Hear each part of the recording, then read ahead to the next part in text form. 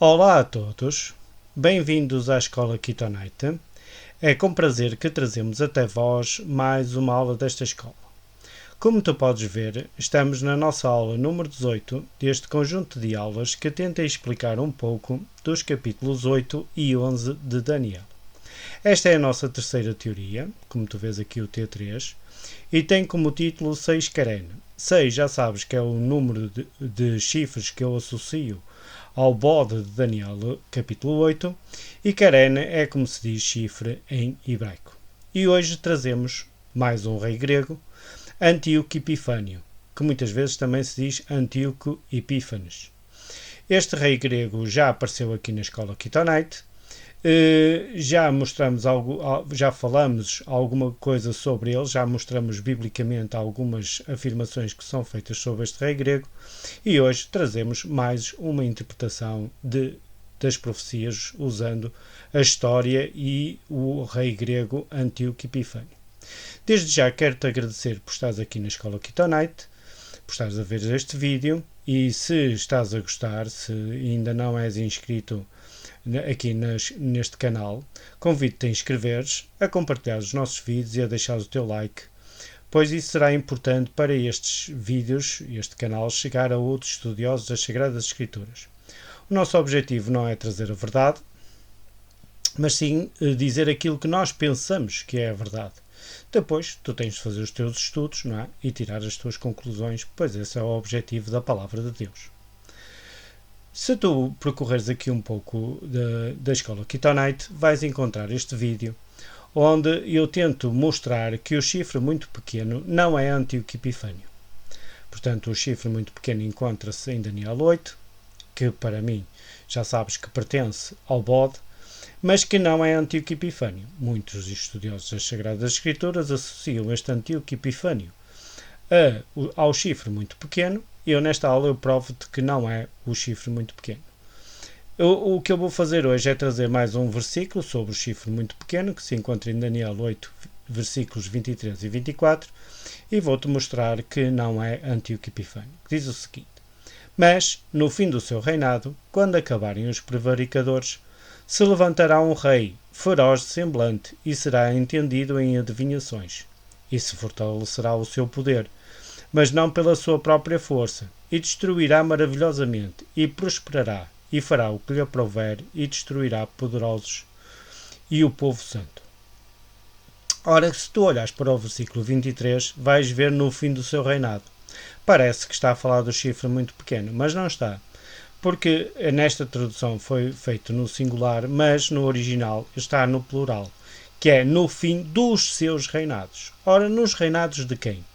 Exatamente no final dos reinados dos 4 chifres do bode, okay? Que nós já associamos aos reis, aos reinos gregos que se formaram após Alexandre o Grande. Ora, este chifre muito pequeno apareceria no fim dos reinados dos 4 chifres, quando acabarem os prevaricadores. E como eu te disse, estes prevaricadores para mim são os romanos, não é? Se levantará um rei. Quer dizer que este rei seria muito depois do reino dos gregos. Ora, Antíoco Epifânio faz parte de um dos 4 chifres do bode, porque são reinos. Ora, reinos está associado a reis, e Antíoco Epifânio é um dos reis. Portanto, ele não está no fim dos reinados dos 4 chifres do bode. Ele pertence a um dos 4 chifres do bode. E, portanto, não pode estar no fim. Portanto, aqui temos mais uma prova de que o chifre muito pequeno não é Antíoco Epifânio. Mas tu podes te perguntar assim, mas então ele está nas profecias ou não? Eu penso que sim.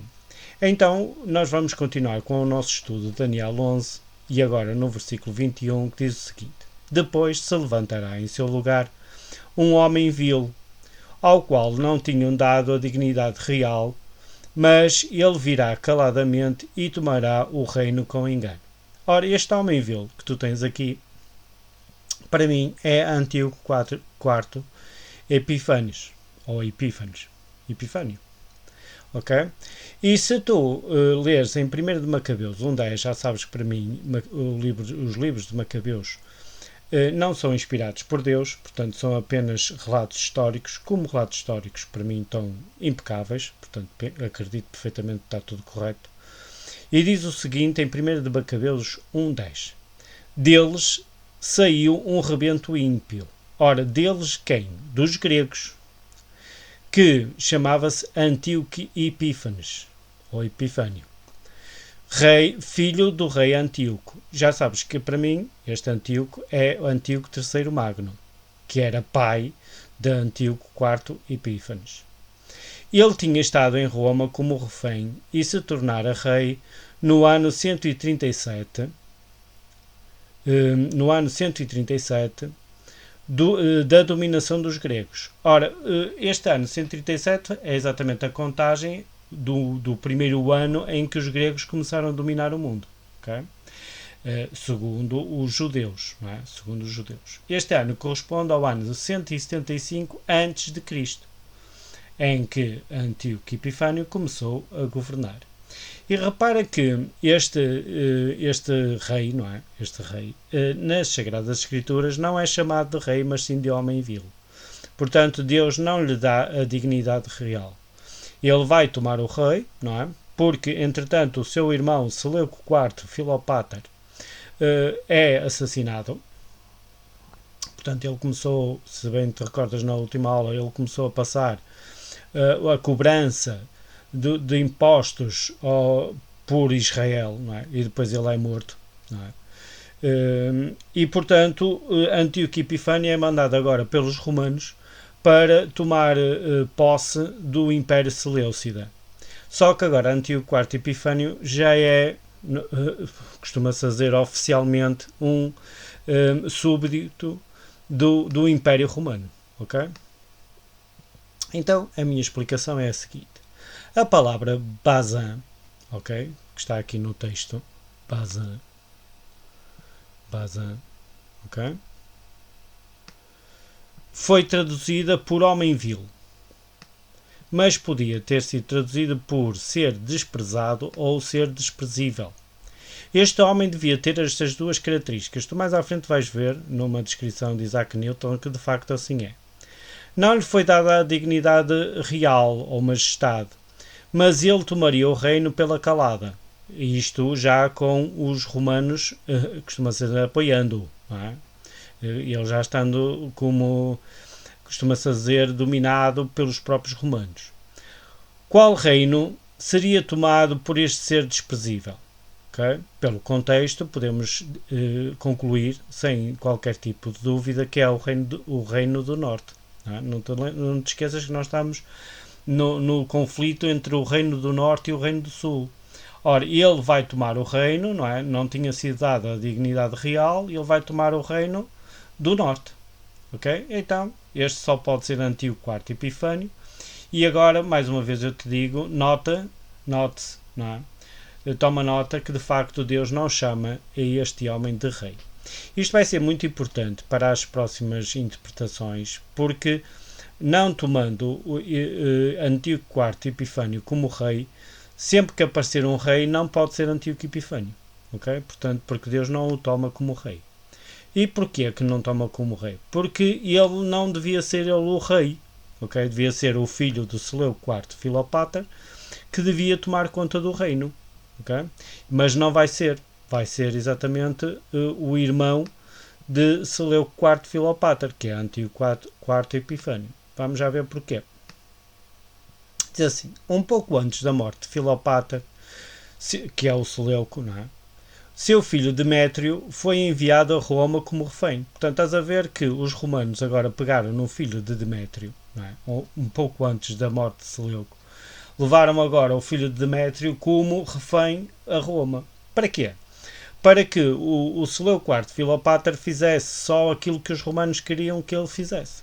Okay? Portanto, ele era como um refém, como quem? Se Seleuco IV Filopáter não fizesse aquilo que os romanos queriam que fizesse, ok? Então, costuma-se dizer, o filho ia sofrer as consequências, que era o Demétrio. Okay? Mas, e depois, entretanto, o Seleuco IV Filopáter morre. Os romanos levam o filho que já estava, costuma-se dizer, em Roma como refém, e depois vão libertar o Antíoco IV Epifânio, não é? Que não devia ter tomado conta do reino, mas que vai tomar conta do reino já com a mão de Roma. Não é? Antíoco achava-se em Atenas, voltando de Roma quando morreu o seu irmão Filopater, okay? Que era o Seleuco IV Filopater. Em consequência, Leodoro, tesoureiro do reino, subiu ao trono, mas Antíoco manejou os negócios de tal modo que os romanos, não é, retiveram Demétrio em Roma e o rei de Pérgamo, aliado daqueles, derrubou a Leodoro e pôs Antíoco IV Epifânio no lugar de Demétrio, okay? Que era o herdeiro legal, não é?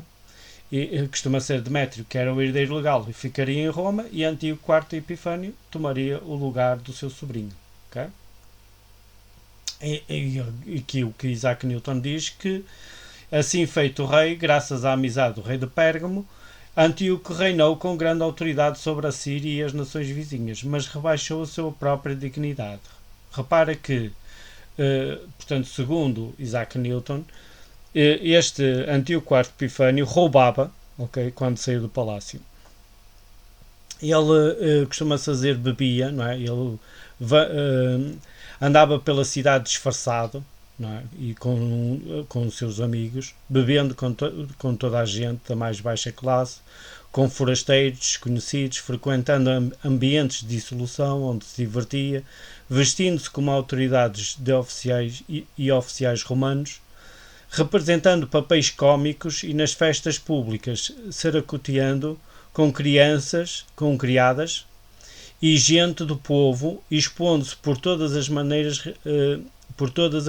ridículas. Repara que ele fez coisas costuma ser tão más que ele foi tomado como louco. Ok? Portanto, tal conduta fez dele como se fosse um louco. Ele era conhecido como louco. Portanto, estás a ver que quando o ser humano não tem limites, não é? O que ele faz é coisas que costuma-se dizer que não passa na cabeça de ninguém. Não é? Portanto, quando o ser humano não tem limites, faz tudo o que lhe vier à cabeça. E aqui, Antíoco Epifânio era exatamente esse líder sem limites. Não é? Tu tens aqui também uma explicação minha, não é? E que já falamos sobre isso. Portanto, Antíoco IV Epifânio quer dizer exatamente aquele que manifesta esplendor. Portanto, ele esplendor não teve nada, como tu viste neste comentário de Isaac Newton. Ele era o terceiro filho de Antíoco III Magno, ok? E, portanto, ele vai morrer no ano 164 a.C., não é? Começou a reinar no ano 175 a.C. e vai morrer no ano 164 a.C. Portanto, como tu vês, foi Antíoco IV Epifânio foi um rei da dinastia Seleucida que governou a Síria, sucedendo a Seleuco IV, seu irmão. Obviamente que ele tomou conta do reino quando devia ser o filho de Seleuco IV, Demétrio, a reinar, não é?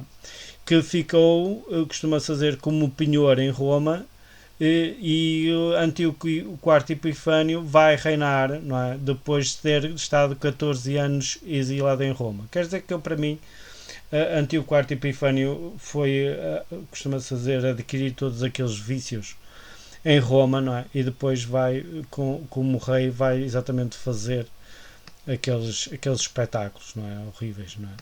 Que costuma-se dizer que o ser humano nunca devia fazer, não é?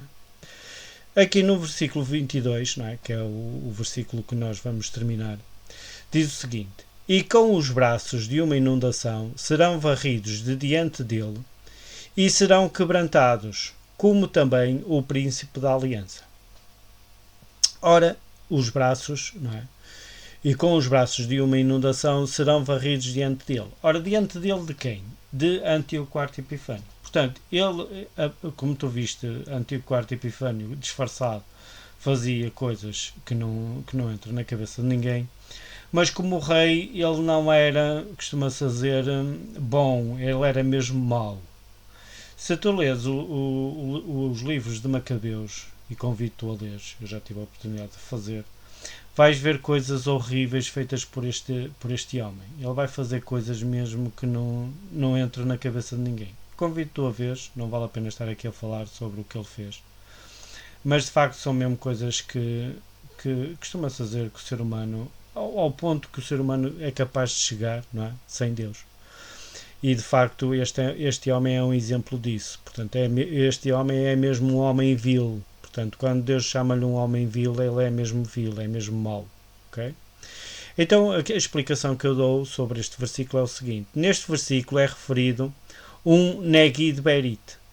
Ora, Negid Berit foi traduzido por príncipe da aliança. E eu penso que podia ser traduzido por líder do acordo. Ora, que acordo? Portanto, quando muita gente fala sobre esta interpretação, o príncipe da aliança, associa este príncipe da aliança a Jesus, o Filho de Deus. Eu penso que não é. Está bem? Portanto, eu penso que não é, porque aqui está o líder de um acordo. O que é um acordo? Um acordo é exatamente um compromisso feito por duas partes ou mais. E aqui o que vai acontecer é que vai haver, de facto, um homem que vai fazer um acordo, um pacto com este Antíoco IV Epifânio. Okay? E aquilo que eu digo é que, pelo descrito mais à frente, para mim, este governante é Jasão, irmão de Onias, o sumo sacerdote de Israel. Portanto, Israel, como já foi visto anteriormente, ele esteve sempre sob o domínio do rei do norte ou do rei do sul. Não é? E como tal não tinha um líder, não é, um rei que governasse Israel. Então o sumo sacerdote, que era o líder religioso, fazia as duas partes, o líder político e o líder religioso. E nesta altura de Antíoco IV Epifânio era o Onias, o sumo sacerdote. E o que Antíoco IV Epifânio vai fazer é um acordo com este Jasão. Para quê? Para que ele levasse o povo de Israel para longe do Deus Eterno. Portanto, porque dentro do Império Seleucida, o único povo que ainda não tinha aderido na sua totalidade às ideias gregas era o povo de Israel, que alguns continuavam fiéis a Deus. E o que Antíoco IV Epifânio queria é que toda a gente, não é, partilhasse as ideias helénicas. E Jasão, costuma-se dizer, vai fazer um pacto com Antíoco IV Epifânio para que, se ele o fizesse como sumo sacerdote de Israel, ele levaria o povo para longe de Deus. Isto é, começaria a instaurar as ideias helénicas no povo de Israel. Eu aqui gostava de deixar mais uma curiosidade, é que Sr. Isaac Newton associa este príncipe da aliança a Onias. Portanto, como tu vês, a minha interpretação e a de Isaac Newton é muito próxima. Portanto, para mim é Jasão, não é? O irmão de Onias, e Isaac Newton diz que este príncipe da aliança é Onias. Okay? Portanto, estás a ver que a diferença não é muita. Ora, Jesus está muito longe de o ser. Porquê? Porque estamos a mais de 150 anos antes do nascimento de Jesus. Portanto, não pode ser Jesus, este príncipe da aliança, é? Segundo esta interpretação. Okay? E agora o que eu te vou chamar aqui, o mais curioso disto tudo, é que este Jasão, okay, que é um nome grego, em hebraico diz Josué. Portanto, o nome dele, israelita, era Josué. E Flávio Josefo, que já falámos aqui também sobre Flávio Josefo, vai chamar este Jasão, que é o nome dele, de Jesus. Repara que é o nome aramaico. Josué, em aramaico, diz Jesus. Portanto, como tu vês, Jasão não era Jesus, o Filho de Deus, mas o nome dele é Jesus. Que é uma coisa curiosa, não é? É quase como se fosse uma profecia, não é? Dizendo que o príncipe da aliança, e agora o príncipe da aliança eterna, não é? Podemos assim dizer, entre Deus e o homem, também se chamaria Jesus. Só que este costuma-se dizer, era um inimigo do povo de Israel, no sentido de o levar para longe de Deus, não é? Costuma-se dizer, era um líder cujo objetivo era exatamente levar o povo de Israel para o pecado. Não é? E como tu podes ver aqui, o Negid, não é? Negid, quer dizer exatamente líder, governante, capitão ou príncipe. Okay? O tal príncipe da aliança. Okay? Negid. E depois o Berit quer dizer acordo, aliança ou compromisso. Okay? Portanto, tens aqui as traduções para teres a certeza de que nós estamos a usar o hebraico, o original do hebraico. Okay? E então aqui o que Isaac Newton vai dizer é exatamente aquilo que eu disse até agora, não é? Que no primeiro ano do seu governo, depôs o sumo sacerdote Onias e vendeu essa dignidade a Jasão, irmão mais moço de Onias, porque Jasão lhe havia prometido 440 talentos de prata pelo cargo e mais 150 por uma licença para a construção de um estabelecimento onde os jovens fossem treinados nas maneiras pagãs. Portanto, isto são palavras de Isaac Newton, não é?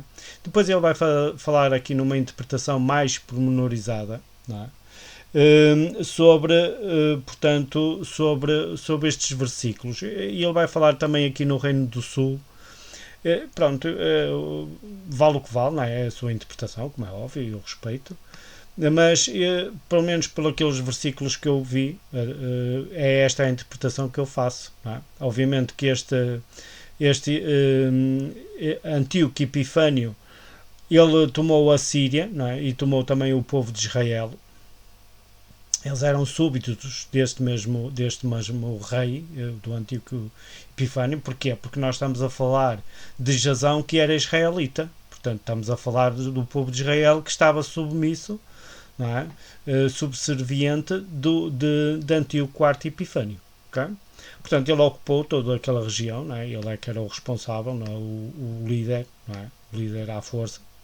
Não é? E, portanto, repara que aqui na interpretação de Isaac Newton aparece aqui o chefe da confederação, que foi dessa maneira que ele fez a tradução, como sendo o sacerdote Onias. Okay? Pronto, e ele acha que é o Onias, o Isaac Newton acha que é o Onias, eu acho que é o Jasão. Okay? E depois mais à frente ainda vamos falar sobre esta diferença entre Isaac Newton e eu. Okay? E a minha interpretação. Diz assim: por esta altura os romanos começavam a aproximar-se do Oriente Médio. Eu penso que nesta altura os romanos ainda não dominavam o Oriente Médio, porque eu penso que Roma estava a começar a construir o seu exército. E, portanto, eles ainda não tinham grande gente para este domínio. E, portanto, este domínio romano era um domínio esporádico. Okay? Quando Antíoco Epifânio subiu ao poder, em 175 a.C., seu grande sonho era unir todo o Oriente Médio contra os romanos. Portanto, o objetivo de Antíoco Epifânio, depois de estar em Roma, parece que não aprendeu nada, ele queria unir o Oriente Médio para derrotar os romanos.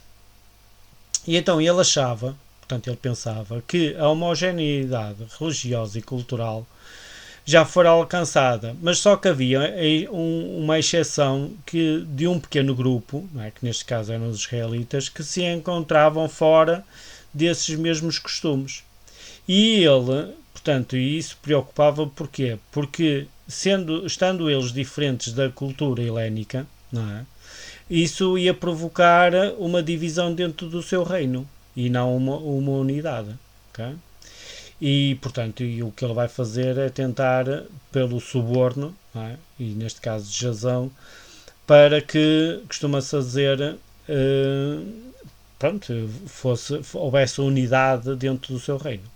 Em 2 de Macabeus 4, 7 a 10 diz o seguinte: entre mentes, tendo passado Seleuco à outra vida e assumindo o rei Antíoco, cognominado Epífanes, portanto este é o Epifânio, Jasão, irmão de Onias, começou a manobrar para obter o cargo de sumo sacerdote. Okay? Durante uma audiência, prometeu ao rei 360 talentos de prata e ainda a serem deduzidos de uma renda não discriminada, mais 80 talentos. Assim, além disso, empenhava-se em subscrever-lhe outros 150 talentos, se lhe fosse dada a permissão, pela autoridade real, de construir uma praça de esportes e uma efebia, bem como de fazer o levantamento dos antíquanos de Jerusalém. Okay? Obtido assim o consentimento do rei, ele, tão logo assumiu o poder, começou a fazer passar os seus irmãos de raça, portanto os israelitas, para o estilo de vida dos gregos. Okay? Portanto, o que tu vês é que, de facto, este irmão de Onias, Jasão, começou a levar, portanto, mal recebeu o acordo de Antíoco IV Epifânio, não é, do Epifânio, ele começou logo a levar o povo de Israel para fora de Deus, não é? das práticas religiosas relativamente a Deus, e começou a fazer, costuma-se fazer, tudo aquilo que estava fora da vontade de Deus. É essa a ideia do livro de Macabeus. Okay? E como tu vês, quem fez o pacto com Antíoco IV Epifânio foi o Jasão, não é? Segundo o Macabeus. Na prática, o líder do povo judeu era o sumo sacerdote. Antíoco depôs o sumo sacerdote Onias e em seu lugar nomeou Jasão, okay? Como nós já falámos. Isso ainda era tolerável, pois Jasão era irmão de Onias. Contudo, Jasão transformou Jerusalém numa polis. Polis quer dizer cidade em grego. Introduziu instituições gregas e um ginásio no qual os jovens competiam despidos em jogos atléticos. Não impôs a cultura grega sobre o povo, mas pregou um entrancelamento da Torá com a sabedoria grega. Portanto, o que é que quer dizer? Começou a misturar as duas coisas. Jasão criou um clima de helenismo, okay, como tu vês, que influiu até aos sacerdotes do templo. Conta-se que os sacerdotes preferiam assistir aos jogos no ginásio a realizar o serviço sagrado no templo. Okay? Portanto, os helenistas já existiam antes, okay? Mas é na época de Jasão que eles ganham força. O partido dos helenistas incluía principalmente a aristocracia judaica de Jerusalém. Porquê? Porque o povo que não pertencia a Jerusalém, costuma-se dizer, permaneceu fiel à tradição dos seus antepassados. Okay? Portanto, somente a classe alta, aquela que vivia em Jerusalém, é que, costuma-se dizer, começou a adotar a cultura grega. Os outros não. Okay? E diz que Antíoco, num esforço de unificar o mundo oriental contra os romanos, planeou invadir o Egito e anexá-lo ao seu império. Necessitava de dinheiro para agilizar o seu plano. Okay? E então o homem de confiança de Jasão era judeu. Era um judeu Manuel, helenista mais extremista que o próprio Jasão. Então Manuel propôs a Antíoco nomeá-lo como sumo sacerdote no lugar de Jasão, em troca dos tesouros de Bet-Ramikdash. Ora, o Ramikdash, Bet-Ramikdash é exatamente o templo. Ok? Então, o que é que costuma-se fazer? Como ele precisava de dinheiro como Antíoco IV Epifânio precisava de dinheiro para lutar contra os romanos, Menelau, que era um homem de confiança de Jasão, vai prometer a Antíoco IV Epifânio os tesouros do templo, e então Antíoco, em troca, nomearia Menelau como sumo sacerdote de Israel. E aqui vês mais uma vez o cumprimento da profecia do versículo que nós acabamos de ler, okay? Versículo 22. Diz: Antíoco demitiu Jasão e expulsou Menelau.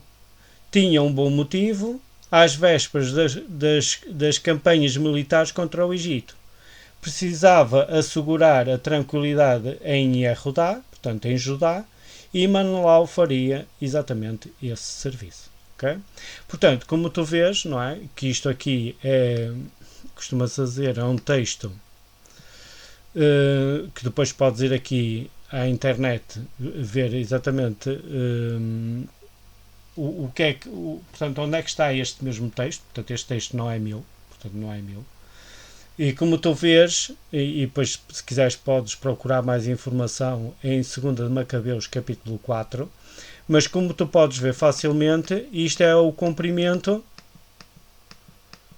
do versículo 22 de Daniel capítulo 11. Porque o que é que diz? Diz que, e com os braços de uma inundação serão varridos diante dele, e serão quebrantados, como também o príncipe da aliança. Quer dizer que primeiro Antíoco IV Epifânio vai fazer um acordo com Jazão, que era irmão de Onias, não é? Para depor o sumo sacerdote de Israel, que na altura era Onias, e depois esse mesmo, costuma-se dizer, príncipe da aliança vai ser traído por Antíoco IV Epifânio, colocando exatamente Menelau no lugar de Jazão. Porquê? Porque Menelau prometeu-lhe que lhe daria os tesouros do templo, do Beit Hamikdash. Ok?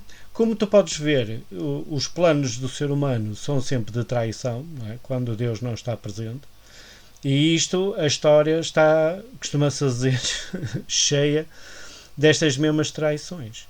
Portanto, o que nós devemos fazer é exatamente o contrário. É estarmos do lado de Deus, sermos honestos naquilo que nós fazemos, porque se nós fizermos, costuma-se dizer, um pacto com alguém que está contra a vontade de Deus, não é? Porque nós estamos a fazer uma coisa que não é correta, depois vamos sofrer exatamente as mesmas consequências.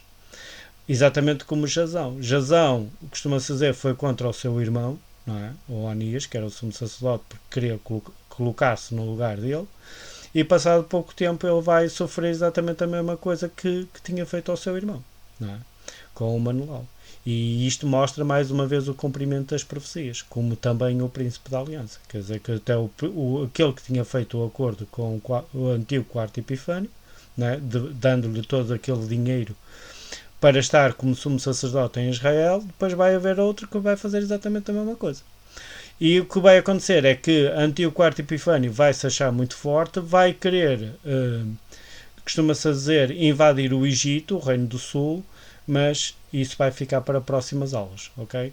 Para tu veres mais uma vez o cumprimento das profecias. E desde já quero-te agradecer por estares aqui na Escola Kitonite, não é?